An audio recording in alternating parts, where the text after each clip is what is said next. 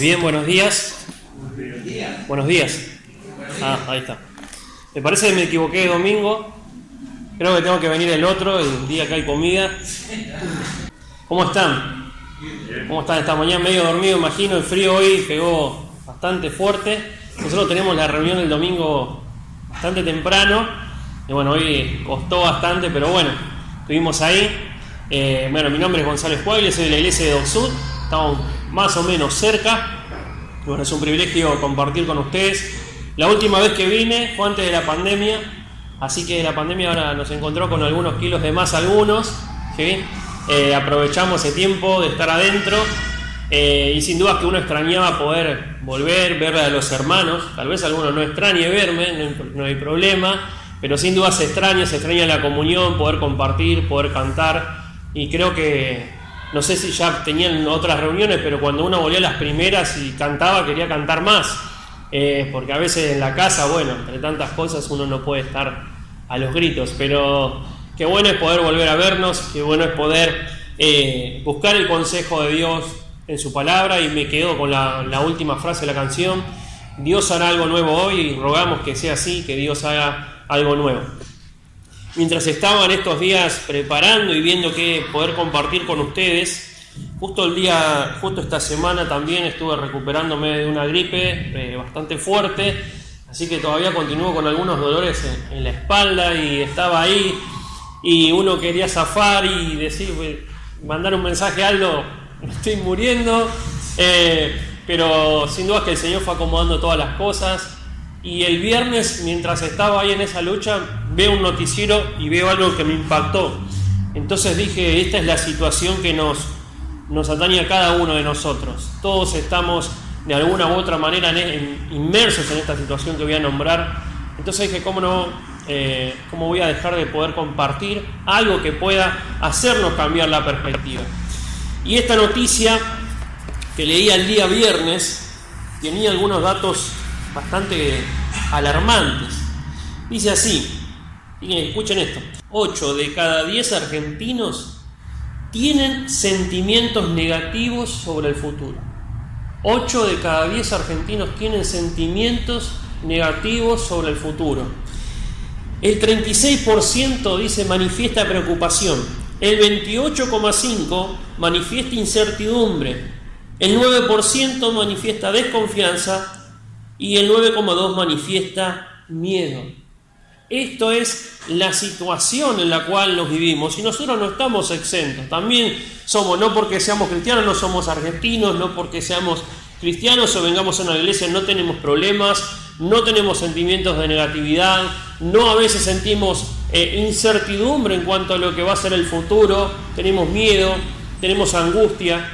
Y con todo esto de la pandemia, bueno, todos esos sentimientos afloraron y se generaron más y más problemas. Lo interesante también es que justo mientras estaba viendo esto en un medio secular, un medio cristiano, mostraba que en medio de la pandemia la lectura de la Biblia disminuyó un 16%. Y uno dice, bueno, estábamos encerrados, teníamos tiempo de más para poder leer la Biblia, meditar, y sin embargo lo hacíamos mucho menos. Entonces no me extrañaría que esta situación en particular se manifieste también en los creyentes, puesto que todas las bases de lo que nosotros creemos está acá en la Biblia, está manifestado en este libro. Mientras pensaba todas estas cosas, digo, ¿cómo hacían los cristianos de antaño para poder sobrevivir a todas las situaciones que les tocaba atravesar? No, esto no es nuevo, no es que a nosotros nos pasa porque estamos en este siglo. A las diferentes esferas del tiempo, la iglesia, los cristianos de todas las épocas, los creyentes de todas las épocas, tuvieron que enfrentarse a situaciones adversas. Y uno cuando lee la Biblia pareciera que la fe de esas personas, la esperanza de esas personas, la resolución de esas personas quedara allá y nosotros estamos acá. Y decimos, bueno, ¿y cómo vamos a nosotros vivir? ¿Cómo vamos a ser santos en medio de una generación como la nuestra? ¿Cómo vamos a ser justos en medio de una generación como la nuestra? ¿Cómo vamos a vivir en integridad en una generación como la nuestra? Y eso pasa porque al perder también la lectura de la palabra de Dios, perdemos la perspectiva de lo que Dios es. Entonces me gustaría en esta mañana poder meditar en uno de los, podríamos decirle, atributos, en uno de los conceptos de lo que Dios es. Si usted presta atención, cantamos muchas cosas acerca de Dios, que es todopoderoso, que es fuerte, que es un Dios de paz, que es un Dios de consuelo, que hace nuevas obras, pero muchas veces no nos detenemos a meditar en ellas. Y en esta mañana me gustaría que podamos ver un atributo que me parece esencial para poder atravesar este momento de crisis y para que usted también de alguna u otra manera pueda compartirle de esta esperanza a aquellos que lo necesitan, porque quiero decirte que los que están en la calle están clamando por esto. Hay una necesidad tremenda de Dios. La gente secular se da cuenta. Un margen aparte. Hace unos días, creo que en varios medios escuché cómo personas inconversas, hablando sobre un programa de televisión, decían: qué bajo cayó la moral. Y yo decía: mirá, qué sorprendidos que están. Hace tiempo que la moral cayó. Y nosotros como creyentes tenemos no solo la necesidad, sino el mandato también de elevar esa moral en el lugar que estamos, viviendo de acuerdo a nuestros principios. Entonces en esta mañana vamos a hablar o vamos a meditar sobre aquel Dios inmutable. ¿Qué es un Dios inmutable? Es alguien que no se mueve, alguien que no varía, alguien que no cambia, alguien que sigue manteniéndose igual. Y esto vamos a meditar en primer lugar. Vamos a ver que la vida de Dios no cambia. La vida de Dios no cambia. Vamos allá al libro de Salmos. Vamos a leer algunos versículos en esta mañana. Me dijo algo 1 hora y media. ¿Sí? No, tranquilos, todos tenemos hambre. Vamos allá al libro de Salmos, capítulo 102, versículo 26. Versículo 26 dice: ellos perecen, vamos al 25, desde el principio tú fundaste la tierra y los cielos son obras de tus manos. Ellos perecerán, mas tú permanecerás, y todos ellos como una vestidura se envejecerán, como un vestido los mudarás y serán mudados. Dice: pero tú eres el mismo y tus años no se acabarán. Dios es el mismo hoy, es el mismo ayer y es el mismo de siempre. Él es el alfa y la omega. Nosotros, cuando van pasando nuestros años, empezamos a perder vigor, empezamos a perder fuerza. Y algunos se va a querer hacer joven, pero no es así. El sábado caminé con mi nene, le puedo asegurar que me duelen todas las rodillas. Y antes podía caminar y no me cansaba nunca. Y mi nene parece que le das cuerda, y el tipo camina de acá para allá, pero no se cansa. Y a medida que va pasando el tiempo, toda nuestra fuerza se va reduciendo. Eso es algo natural. Pero Dios no cambia con el paso del tiempo. Y esto es un concepto que tenemos que tener claro. Que Dios no cambia, que a nosotros se nos pueden agotar las fuerzas, se nos puede agotar la visión del hecho de poder ver algunas cosas, del discernimiento, pero a Dios eso no le afecta. Dios sigue siendo el mismo. Vamos a leer otro versículo también, Salmo 93, un poquito más atrás. Dice: Jehová reina, se vistió de magnificencia, Jehová se vistió, se ciñó de poder, afirmó también el mundo y no se moverá. Firme es tu trono desde entonces. Tú eres, dice, eternamente. La vida de Dios no cambia. El Creador existe por su propio poder. Nosotros hemos sido creados y nuestras vidas son sostenidas por Él. Él es el Dios. Un versículo más, vamos allá al libro de Hebreos. Hebreos capítulo 7. Ya vamos al Nuevo Testamento. Pasan los años desde que se escriben esos versículos que leímos y Dios sigue siendo el mismo. Capítulo 7 del libro de Hebreos, versículo 16, dice así: no constituido conforme a la ley del mandamiento acerca de la descendencia, sino según el poder de una vida indestructible. La vida de Dios es una vida indestructible. Todo lo que Él envió, todo lo que Él hizo se basa en su eternidad. Entonces la vida de Dios no cambia. Dios no cambia. Él es inmutable. Él es el mismo Dios hoy, ayer y siempre. En segundo lugar, y esto es importante, el carácter de Dios no cambia. El carácter de Dios es incambiable. Nuestro carácter cambia. A medida que nos hacemos un poco más grandes también toleramos un poco más, o al peor nos volvemos intolerantes. Hay personas que luego a veces, y justo algo se me fue, pero no voy a decir una cosa que... Pero muchas veces hay una lobotomía y la persona cambia. Y tiene un cambio en sus rasgos. La persona cambia, muchas veces dice una cosa y pasa algo y se acomoda a eso y se olvida todos sus principios. Y decía no voy a nombrar, pero un político famoso, estos son mis principios, pero si no te gustas, tengo otros. Y así somos nosotros muchas veces. Pero el carácter de Dios no cambia. Por eso es que Dios es tan confiable. Por eso es que podemos confiar en Dios. Dios es un Dios personal, no es solamente algo que está ahí arriba. No, también está alrededor nuestro. Pero Dios es confiable. El carácter de Dios no cambia. El carácter de Dios es hoy y se lo será así siempre. Y así como fue antes, sigue siendo hoy y lo será mañana. Y eso nos tiene que dar a nosotros una absoluta confianza. Saber que alguien no es inestable. ¿Usted confiaría en alguien inestable? ¿Le daría la criatura a alguien que sabe que es inestable? Hay unos papás con unos bebés, ¿le darían a alguien que es inestable? ¿Le digan, cuídamelo? No. A veces uno mismo, ¿no? Es un desastre y se enoja enseguida. Pero Dios tiene todos sus atributos en una consistencia.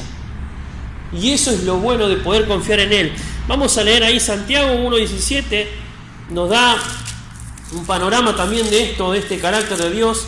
1:17 dice: toda buena dádiva y todo don perfecto desciende de lo alto, del Padre de las luces, en el cual no hay mudanza, dice, ni sombra de variación.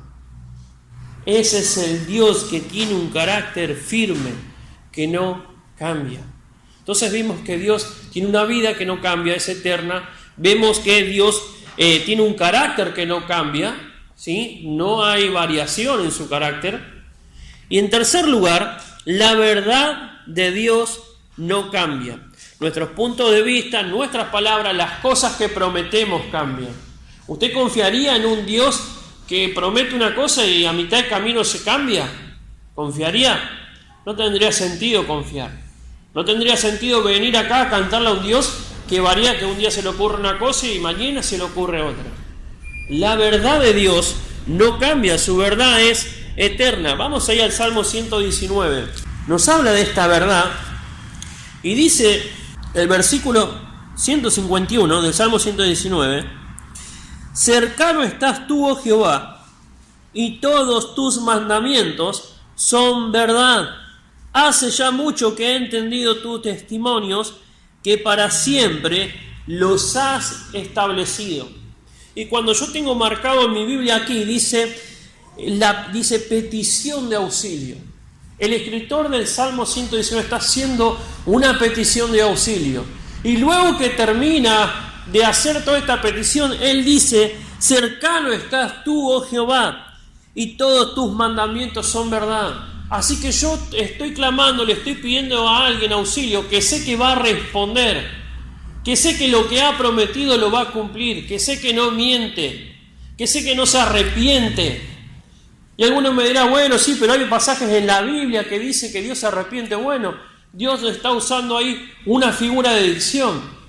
Y tiene más que ver con lo que nosotros hacemos que con lo que Dios es. Porque Dios, dice la palabra, que no es hijo de hombre, ni para que mienta, ni para que tampoco se arrepienta. Nosotros muchas veces somos mentirosos. ¿Saben en qué? El cristiano es el único ser racional que no vive de acuerdo a su cosmovisión. ¿Qué es la cosmovisión? La cosmovisión es lo que uno piensa y donde va a formar toda su vida. Toda su vida la va a formar de acuerdo a lo que piensa. La parte ética, la parte sexual, la parte de desarrollo, su familia, ¿En qué va a creer? ¿Dónde va a depositar su fe? Todo eso envuelve y envuelve algunas cosas más. Pero todo quiere decir cómo va a vivir toda su vida. Y el cristiano es el único ser racional que no vive de acuerdo a eso. Por ejemplo, voy a dar un ejemplo. Usted ve a un político y vive de acuerdo a eso. Sabe que tiene que hacer ciertas cosas, va a decir por un lado una cosa, pero él sabe que va a hacer otra, y al que le sacaba mano hoy, o mañana va a ser amigo para poder hacer otra cosa, y así. Y viven así. Las personas del mundo también viven de esa manera. ¿Sí? Algunos dicen, no, yo vivo de acuerdo a los códigos de mi barrio, y viven de acuerdo a los códigos de su barrio. Pero el cristiano sabe todo lo que tiene que hacer, tiene un manual, tiene todo lo que Dios le dijo, conoce y sabe, y sin embargo muchas veces no vive de acuerdo a eso. No practica esa justicia, no practica esa santidad, no practica esa verdad, no vive de acuerdo a todo lo que Dios establece en su palabra. Y muchas veces lo sabe, y aún así transgrede. Pero Dios es un Dios de verdad que no cambia. Y por eso es que podemos confiar más en Él que en nosotros mismos. Por eso es que necesitamos de Dios para poder vivir de esa gracia, disfrutar de su gracia. La gracia que cada día nos capacita para poder alcanzar todas las obras que Él dejó para que nosotros anduviésemos. Y ese es el Dios en el que necesitamos meditar en esta mañana. Cuando sientas que esa preocupación te gana, cuando sientas que la tristeza te invade, cuando parece que las cosas no van bien, Dios sigue siendo Dios. Dios está por encima de todas las cosas. Muchas veces tal vez no haya una solución, pero eso no significa que Dios sigue siendo Dios. Hay un texto muy interesante. Fue uno de los primeros textos que cuando vino la pandemia se me vino a la mente. Y están allí Sadrach, Mesach y Abednego, y el rey le dice, bueno, se me ocurrió hacer una estatua, así que ahora todos tienen que adorar la estatua que es mía. Y estos hombres que conocían la palabra de Dios, porque si no la hubieran conocido, hubieran adorado y no pasaba nada. Pero ¿qué pasa? Los 10 mandamientos dicen que no pueden adorar a otro Dios que no sea Dios. Así que ellos no podían transgredir esos mandamientos y preferían morir. Y cuando van ahí, el rey les dice, bueno, si no obedecen, si no adoran, los voy a echar ahí. Y ellos dicen, no pasa nada. Tiranos, estamos seguros que Dios nos puede salvar, pero si ni así fuese, igualmente seguiríamos confiando en Dios. Igualmente no vamos a desobedecer a Él. Y luego vemos lo que pasó allí. Porque también entendemos por la palabra de Dios que Dios honra a los que le honran. Y Dios se aparece allí en medio, el Señor se aparece allí en el medio de ese horno de fuego. Otras veces no sucedió así. Y vamos allí al libro de Hebreos y vemos todas las personas que fueron sufriendo a lo largo del tiempo. Y dice que recibieron, dice, a sus muertos en el otro lado. ¿Y qué pasa? ¿Dios dejó de ser Dios? No. Dios tiene planes eternos. Su sabiduría está por encima de la nuestra. Nosotros entendemos la sabiduría de una manera media especial. Pero fíjense en esto.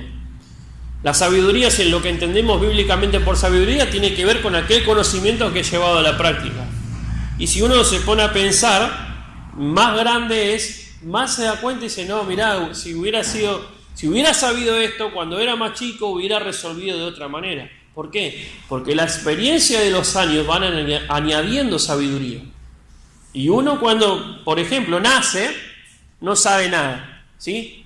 Se hace ahí popó en el pañal, alguien lo tiene que llevar, crece, cuando más o menos empieza a aprender algo, lo mandan al jardín y se da cuenta que no sabe nada.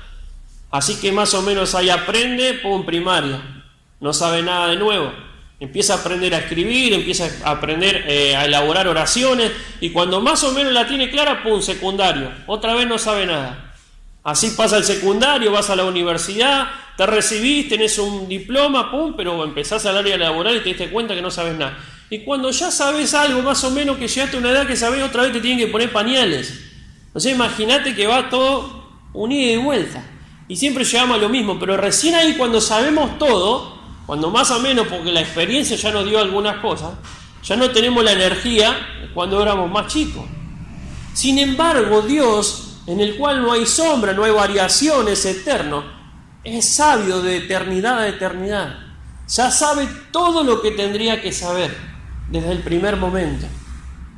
Por eso es que necesitamos confiar y descansar en Él. Él sabe lo que es mejor para nosotros. A Dios le encanta poder cumplir nuestros deseos siempre y cuando esos deseos se alineen con su voluntad. ¿Cuántas veces cantamos esa canción, no?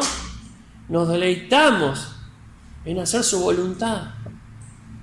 Y Él se deleita también en cumplir su voluntad en nosotros, siempre y cuando nuestros deseos estén alineados, porque muchas veces, dice Santiago, Dios no responde porque pedimos mal, para nuestros propios deseos y para nuestro propio deleite.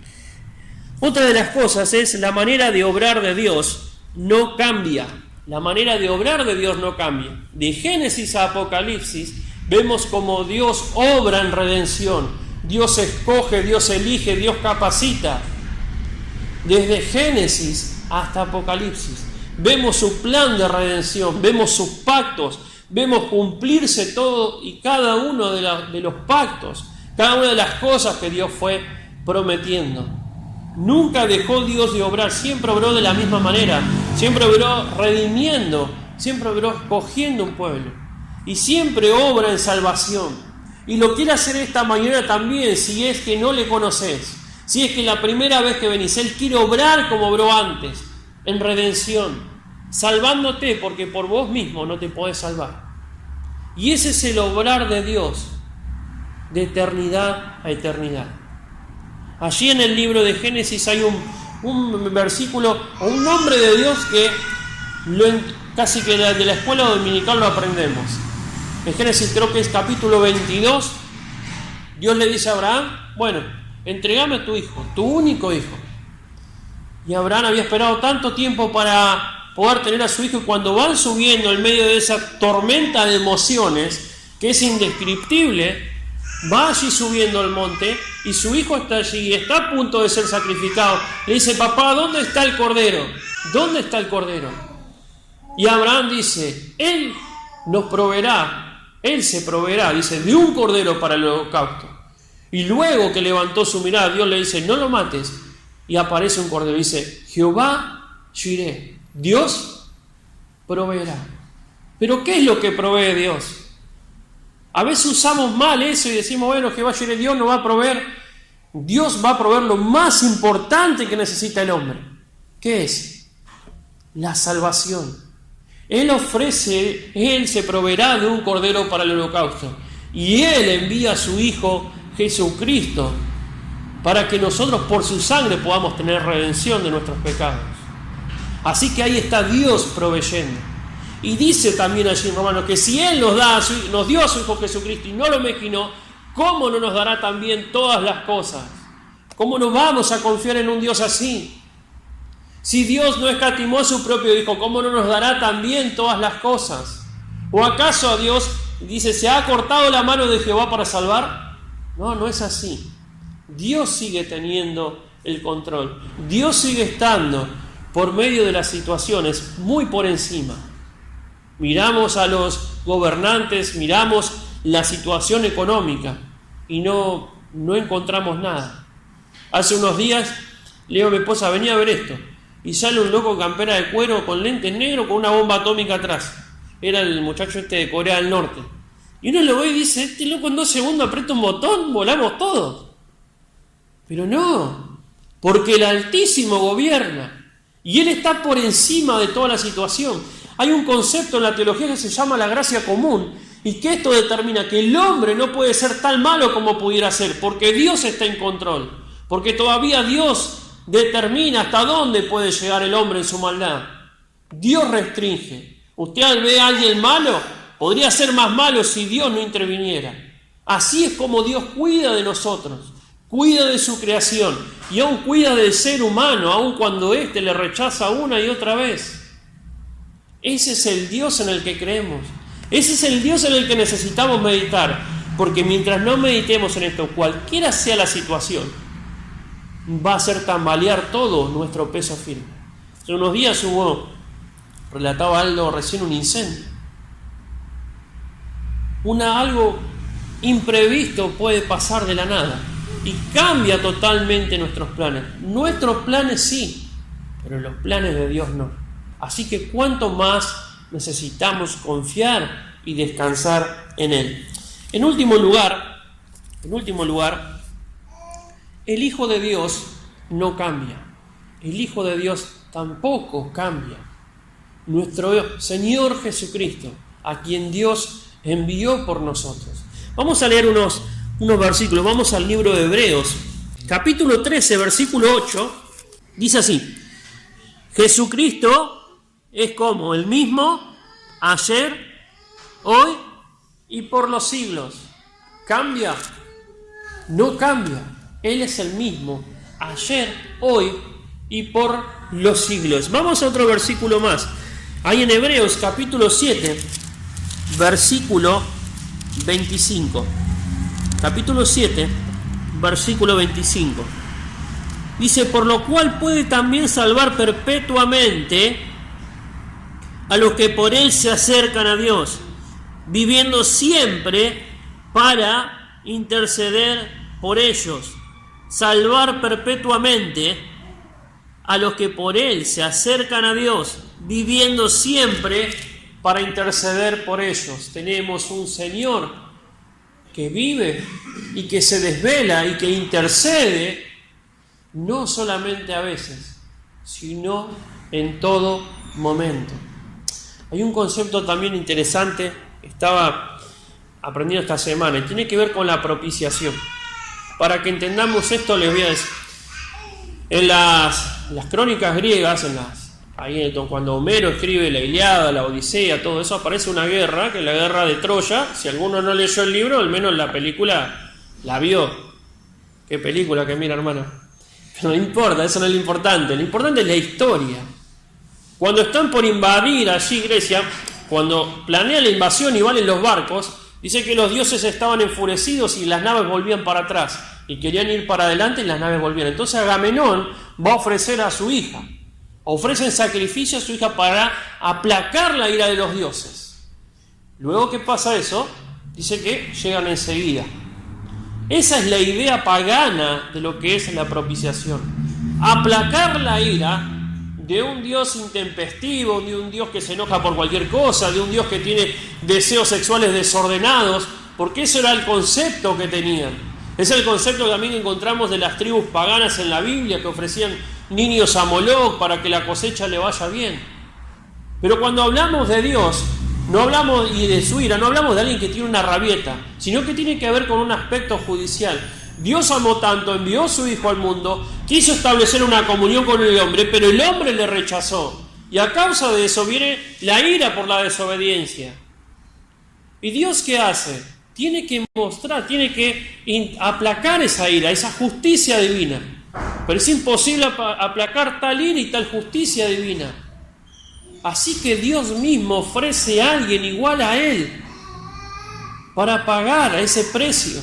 Y lo hizo por amor a nosotros. Calma su misma ira con alguien como Él. Entonces volvemos al capítulo, a lo que leímos anteriormente. Si Dios no escatimó a su mismo Hijo, ¿cómo no nos dará con Él todas las cosas? Dios de esa manera nos ama. Meditar en eso también nos habla del amor de Dios. No solo meditar en el amor de Dios, la parte linda, sino todo eso, lo que tuvo que pasar para que sea pagado ese sacrificio por nosotros, esa propiciación por nuestros pecados. ¿No es increíble esto? Que Dios nos haya amado así. Y todas estas circunstancias difíciles, todas estas crisis, no hacen más que redundar para que podamos glorificarle más y más a Él. Podríamos seguir hablando de esto, pero no me quiero extender y no quiero que se pierda la idea. Pero sí, hace un tiempo estaba leyendo, Segunda Guerra Mundial, el rey Jorge VI tiene que darle un mensaje a la nación, estaban siendo bombardeados, Entonces estaban todos ahí metidos en el subte, en el subterráneo, donde pasaba el tren subterráneo, estaban todos ahí metidos por temor a las bombas, comiendo lo que podían. Y el rey tiene que dar su mensaje de Navidad, de fin de año creo que era, no recuerdo ahí bien, pero tiene que dar su mensaje. Entonces está el rey ahí. ¿Y qué pasa? Cuando quiere dar el mensaje, que se transmitía no solo a las que estaban ahí, sino por radio, hay un problema técnico en una de las antenas. Entonces el ingeniero que estaba ahí tiene que subir. El tema era que se había cortado un cable. Así que cada vez que este hombre agarraba y unía el cable, una descarga eléctrica corría por su cuerpo. Así que este hombre dice, bueno, yo lo tengo que hacer, porque el mensaje del rey tiene que ser oído. Así que este hombre, en medio del dolor, estaba allí uniendo los cables, y el mundo escuchaba el mensaje del rey. Y el mensaje del rey decía así: le pregunté a un hombre qué debía hacer en medio de la oscuridad, si debía confiar en Dios. Y él le dijo: confía en Dios y camina, no importa que todo esté oscuro. Porque si caminás tomado de la mano de Dios, aunque todo sea oscuro, vas a ver mejor que con la luz del mediodía. Y eso es lo que necesitamos aprender, que aunque todo esté oscuro, debemos caminar igual aferrados a Dios, porque va a ser mejor que caminar a la luz del mediodía. Pero también debemos aprender otra cosa, que en medio de las aflicciones estamos mostrando el mensaje del Rey. Hay un mensaje divino, hay un mensaje de salvación, pero también hay un mensaje de condenación, porque para aquellos que no creen en el verdadero Hijo de Dios, ya han sido condenados. Mas a todos los que creyeron en su nombre, a ellos les fue dado la potestad de ser llamados hijos de Dios. Vamos a orar. Amado Dios, te damos gracias por esta mañana, gracias porque cada vez que nos acercamos a tu palabra, Dios, nos damos cuenta qué poco sabemos de ti, qué poca consideración tenemos, cuánto les ha costado a muchos, Señor, el poder tener este mensaje en las manos, y muchas veces, Señor, no lo apreciamos como deberíamos. Queremos, Señor, que en este tiempo tú avives nuestros corazones, Señor, en un fervor por tu palabra, para aprender acerca de ti, para aprender más de ti, para poder meditar en ti, Dios, para saber quién eres, para poner en reposo nuestros corazones, Señor. Te rogamos a ti, buen Dios, porque sabemos que tú no cambias, sabemos que nosotros cambiamos, que modificamos, Señor, nuestros pensamientos, que prometemos cosas y no las cumplimos, que también nos vamos marchitando, Señor, con el paso del tiempo. Pero sabemos que tú eres eterno, Señor. Sabemos que podemos confiar en ti. Sabemos que la obra de tu Hijo Jesucristo en esa cruz nos ha permitido esa entrada ante ese trono celestial. Y sabemos que el Señor intercede por nosotros. Por eso te pedimos, Señor, que nos ayudes a depositar toda nuestra fe y esperanza en ti, Señor. Que renueves nuestro ánimo, nuestra fortaleza, nuestro vigor.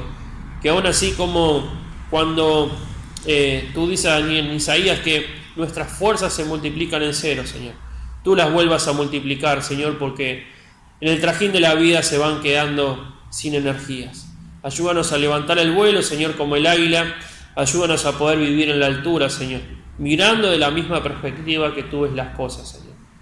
Y te pedimos que en el medio de la dificultad podamos aferrarnos fuertemente a tu mano, para que solo importe caminar aferrado a tu mano, aunque todo esté oscuro, Señor.